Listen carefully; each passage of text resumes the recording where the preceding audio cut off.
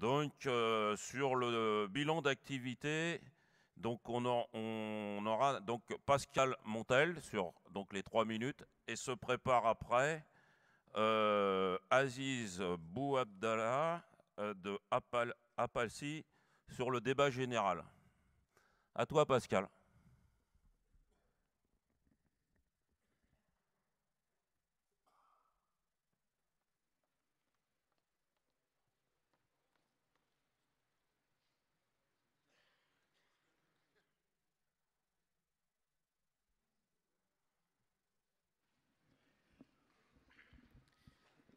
Bonjour à l'ensemble des congressistes. Alors, Pascal Montel, je travaille à YKK à Seclin. On fabrique des fermetures à glissière et pour nous, ce n'est pas la crise, hein, puisqu'on travaille pour Louis Vuitton, Longchamp, enfin, c'est le 440, quoi, hein, où on connaît les profits qui sont affichés. Mais j'interviendrai surtout, c'est pour mon département, parce que je suis aussi secrétaire générale de l'Union syndicale des travailleurs de la métallurgie Flandouésie et aussi à la région Nord-Pas-de-Calais. Donc moi, j'interviendrai. Moi, je pense qu'un bilan d'activité, c'est important. Dernier congrès, on arrête des choses. On travaille bien sûr les questions des femmes, la question de gagner la syndicalisation, les jeunes. Mais ça me paraît une activité normale. Pour moi, la fédération, elle doit avoir un rôle fédérateur dans les luttes. Hein. Des camarades sont intervenus ce matin par rapport à leur activité de syndicat. Hein. En tant que syndicat, qu'est-ce qu'on fait dans nos tôles? Mais après, le rôle fédérateur et le rôle de la fédération, pour moi, c'est de se saisir de toutes les luttes, toutes les actions qu'on mène pour d'établir des coopérations, des contacts entre les boîtes qui luttent et les organiser. Parce que c'est aujourd'hui, camarades, on est dans la merde. Que ça soit la retraite, la pénibilité, la flexibilité, enfin, je ne sais pas comment vous le vivez, vous, mais on subit des reculs sans arrêt. Et il faudrait qu'à la CGT, on puisse se mettre d'accord pour arrêter des journées d'action communes, dans la CGT déjà, et pas d'attendre.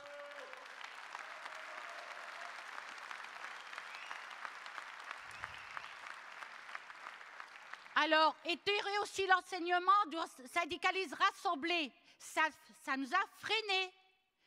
Moi, je suis d'accord qu'on ait l'unité dans les tôles avec les organisations quand c'est les travailleurs qui le décident. Mais à un moment donné, quand il y a des enjeux nationaux et qu'on attend après la CFDT où il faut pour réagir, moi, je ne suis pas d'accord. Et mon débat...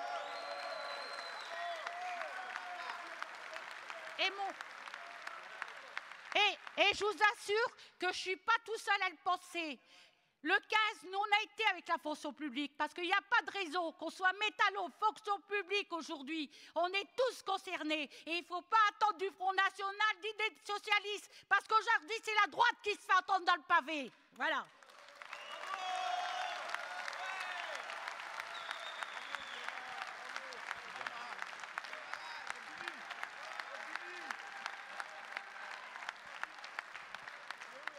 Donc nous avons eu l'intervention de Pascal sur le bilan d'activité. Je vous propose donc de reprendre sur débat général avec l'intervention donc de Aziz et se prépare ensuite Jean-Pierre Mercier de PSA Aulnay.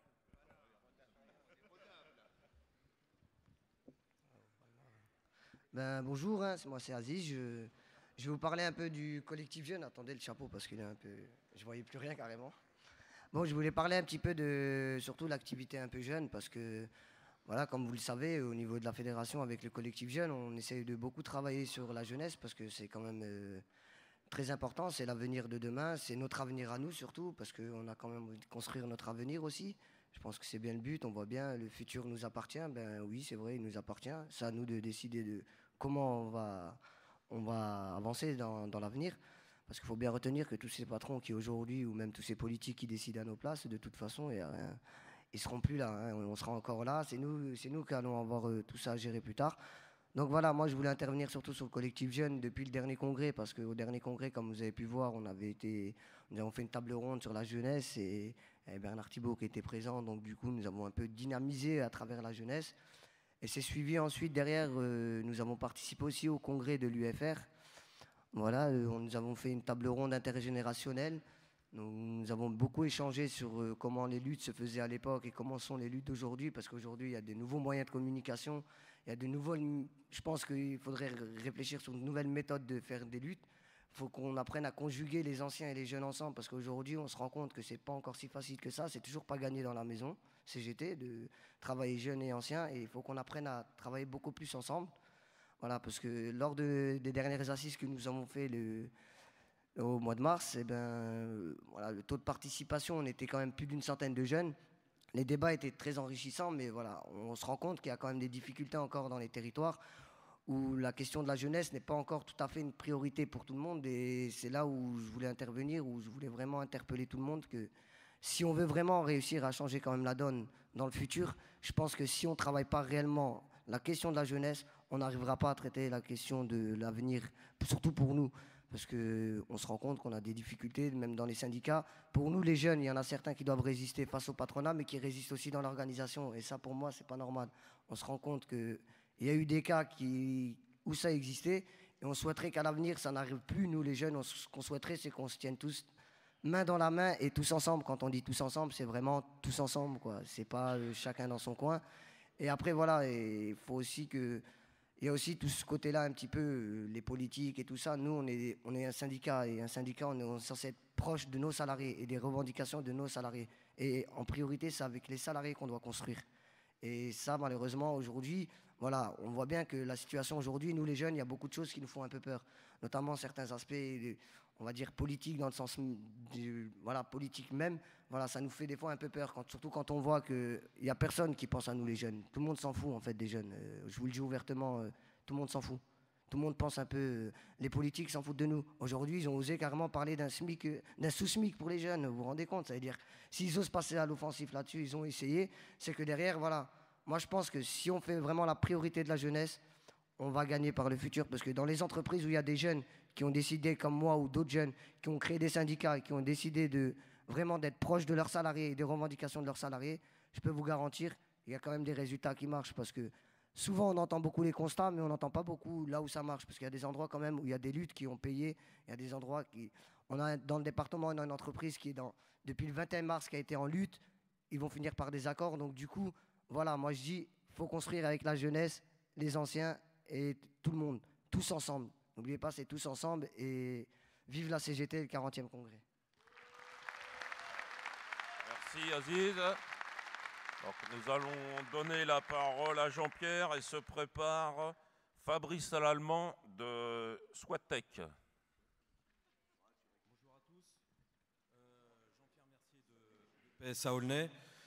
Je voulais intervenir sur la question que tout le monde se pose un peu, c'est sur la stratégie des luttes. Hier, Philippe, dans son rapport d'introduction, a eu raison d'aborder le problème des résultats des différentes élections qui ont eu lieu, les municipales et les européennes, surtout pour discuter de l'abstention, mais aussi de la progression électorale du Front National.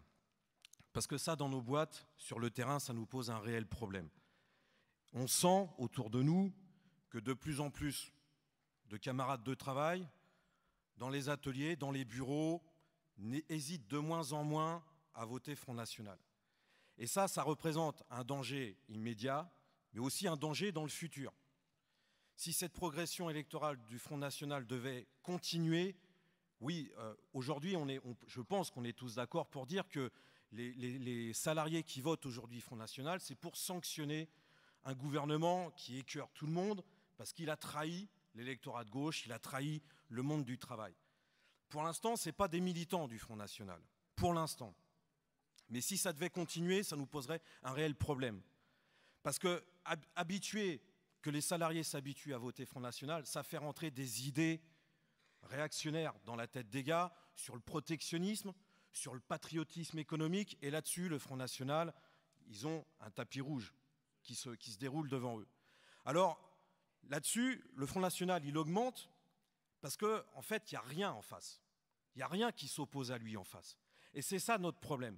Et en tant que CGT, le premier syndicat en France, on a une grande responsabilité là-dedans. On sait tous que dans nos boîtes, Ce n'est pas parce qu'on appellera à la grève générale qu'il y aura la grève générale. Ce n'est pas parce qu'on appelle à lutter qu'il y a des luttes. On le sait tous, on le vit tous depuis des années. Ce n'est pas comme ça que ça se passe. Mais s'il y a quelque chose qu'on ne doit pas lâcher, c'est qu'on doit continuer à faire confiance dans les salariés, dans nos camarades de travail, qu'à un moment ou un autre, ils vont repartir à l'assaut. Parce qu'on vit dans une société où de toute façon, on a en face de nous un gouvernement qui n'arrête pas de nous attaquer, qui est complice avec nos patrons qui n'arrêtent pas de nous attaquer. Et à un moment donné, ça ne va pas tenir le coup. Ça ne va pas continuer comme ça. En tout cas, nous, militants ouvriers, on doit faire ce pari que demain ou après-demain, on ne sait pas quand, mais ça va exploser. En attendant, eh bien, on a ce devoir face à ce gouvernement qui mène une politique anti-ouvrière, on a ce devoir au moins d'avoir le ton qu'il faut, d'avoir le discours qu'il faut face à ce gouvernement. Le discours qu'on a face à nos patrons, qui sont dans le camp d'en face, qu'on doit combattre, qu'on doit être clair dans notre discours. Et je rejoins les interventions sur l'émiettement des manifestations. Oui, le 15 mai, ça a sauté aux yeux à tout le monde. Face à Valls, qui est quand même le Premier ministre le plus anti-ouvrier qu'on ait connu depuis des années et des années, face à son plan de 50 milliards, bien sûr que tout le monde est concerné. Qu'on soit du service public ou qu'on soit du privé, les 50 milliards, on va se les bouffer. C'est sur notre dos qu'ils vont les prendre. Qu'on soit actif ou retraité, c'est exactement la même chose. Qu'on soit travailleur français ou travailleur immigré, oui, on est tous face à des attaques qui n'arrêtent pas de tomber et qui nous font mal. Et si nous, au niveau CGT, alors j'entends qu'il y a des débats au sein de la Confédération sur est-ce qu'il faut être plus dur, moins dur, etc. Et je suis d'accord avec le jeune camarade qui disait les débats, il ne faut pas qu'ils durent longtemps. Parce que nous, dans les ateliers en bas, il est clair le débat. Bien sûr qu'il faut qu'on ait un ton beaucoup plus combatif, qu'il faut qu'on dise clairement que ce gouvernement, il est contre nous et qu'il n'arrêtera pas d'être contre nous sauf au moment où on commencera à lutter. Alors, on doit avoir au niveau national, confédéral, ce ton qu'il faut, ce ton combatif, et qu'on nous organise, qu'on nous propose des manifestations unitaires sur l'ensemble de la CGT, qu'on soit tous ensemble dans la rue, au moins pour remobiliser les militants, les délégués, pour que quand le lendemain on retourne dans nos ateliers et dans nos bureaux, les gars nous disent « Vous avez eu raison de défiler dans la rue, vous avez eu raison de vous opposer à cette décision du gouvernement de nous prendre 50 milliards. » Ce n'est pas pour ça que les gars ils nous suivront, mais au moins on aura donné cet exemple et on aura fait au moins un petit pas pour redonner confiance simplement aux militants CGT et après derrière aux militants ou aux travailleurs de l'ensemble du monde travail. Il n'y a que cette solution qui pourra marcher, il n'y a que la lutte qui compte, uniquement la lutte qui pourra faire renverser la tendance. Merci.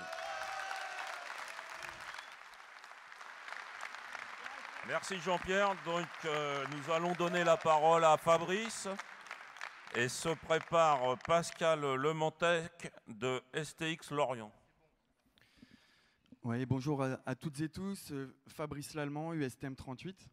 Donc dans le contexte de crise systémique actuelle, le mécontentement social gronde et les solutions basées sur des valeurs progressistes n'arrivent pas à s'imposer sur la peur de l'avenir et le rejet de l'autre au sens large.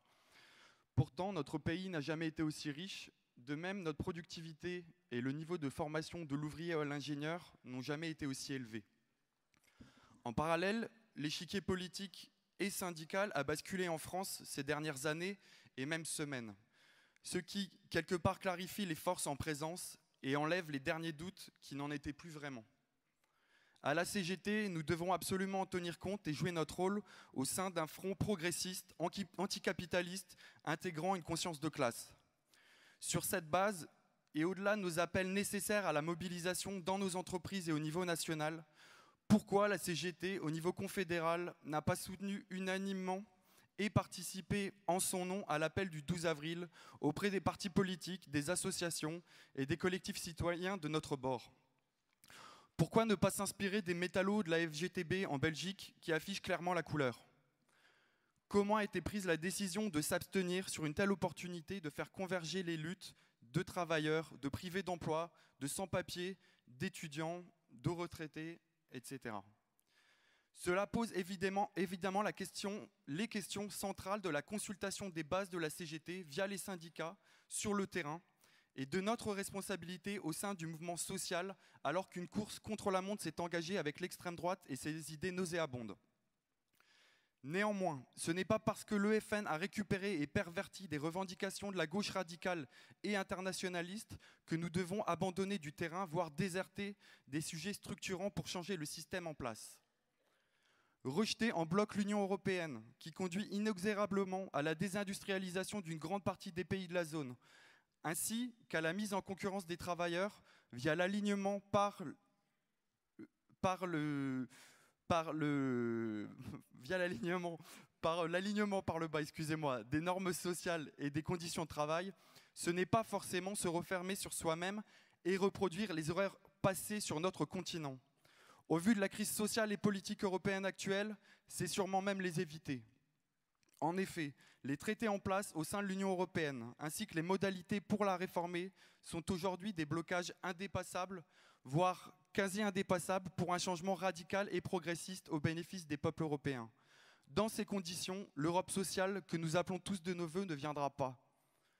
Ensuite, relocaliser l'industrie et plus globalement l'économie est une nécessité à la fois environnementale et sociale pour garantir à chacun un niveau de vie décent.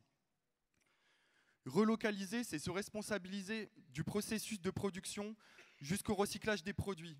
C'est aussi gérer la pollution induite, actuellement trop facilement externalisée dans les pays en voie de développement.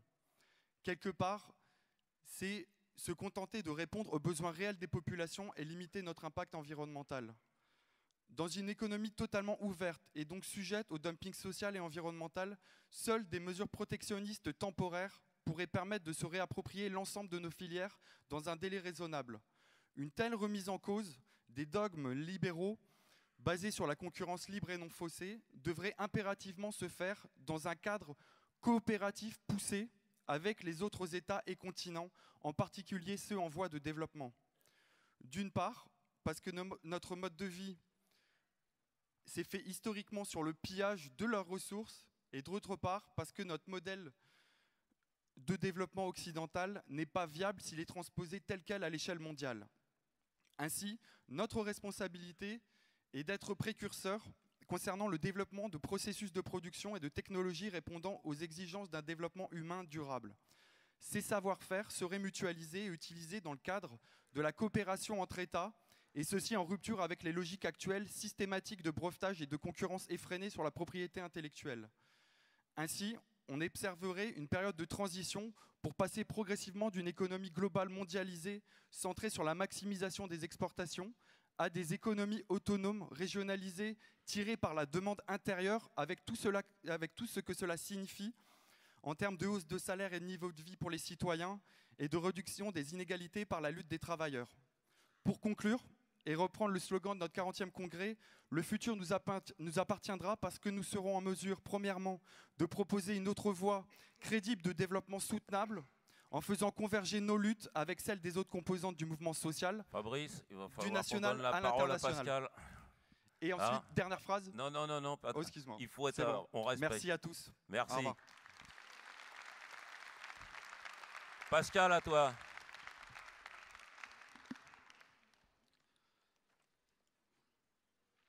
Bonjour camarades, Pascal Lemintec, STX Lorient, filiale de STX Saint-Nazaire.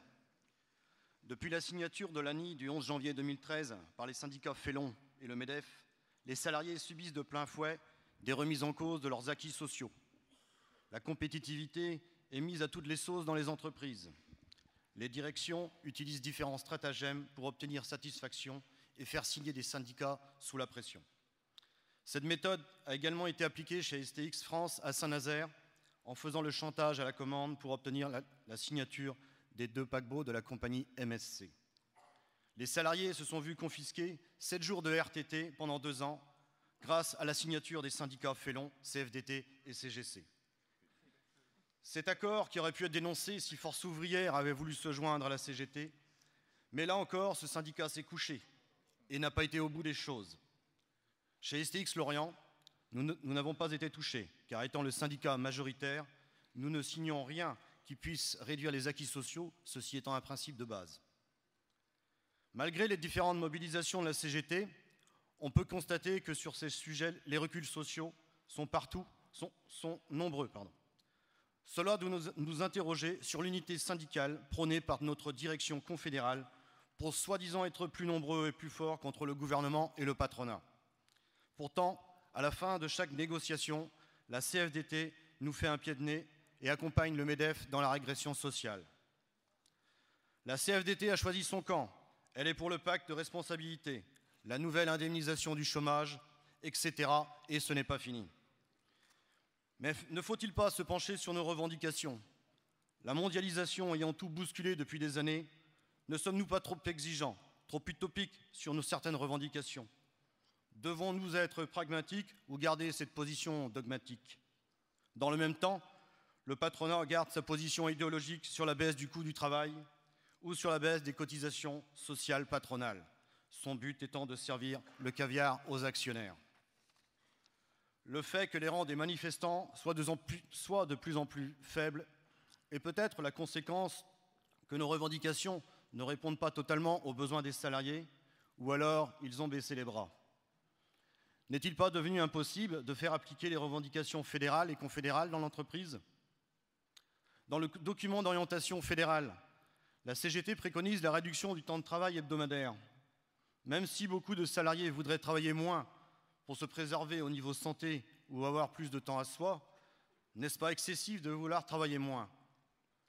Avec le nouveau Premier ministre à Matignon, c'est peut-être les 35 heures qui vont valser, et nous avec, car il s'est déjà exprimé sur leur remise en cause par le passé. Commençons donc à faire respecter les 35 heures dans toutes les entreprises, diminuer les heures supplémentaires au profit d'embauche en CDI. Rappelez-vous le passage aux 35 heures. Elle devait créer des millions d'emplois durables. Presque 15 ans plus tard, qu'en est-il? Le chômage ne fait qu'augmenter. La productivité s'est accrue dans les entreprises et les services publics avec la chasse au temps mort. Le patronat, quand il embauche, c'est de la main-d'œuvre à bas coût en sous-traitance, comme à la DCNS ou chez STX. C'est compliqué pour tous les militants. Et si en plus on rajoute les gens du Front National qui s'infiltrent dans nos rangs, on ne s'en sort plus. Malgré les nombreuses campagnes de la CGT sur la dénonciation des thèmes du Front National, de plus en plus d'ouvriers votent pour ce parti, qui en retour supprimera encore plus de droits sociaux s'il vient au pouvoir. Cela pose beaucoup d'interrogations sur ce que veulent les salariés. Il y a plein de choses à combattre, avec si peu de militants, avec une obligation de faire plus de syndicalisation, de formation syndicale, pour faire vivre nos idées et combattre notre ennemi, le MEDEF. Merci de votre attention. Vive la CGT et vive le 40e congrès. Merci Pascal.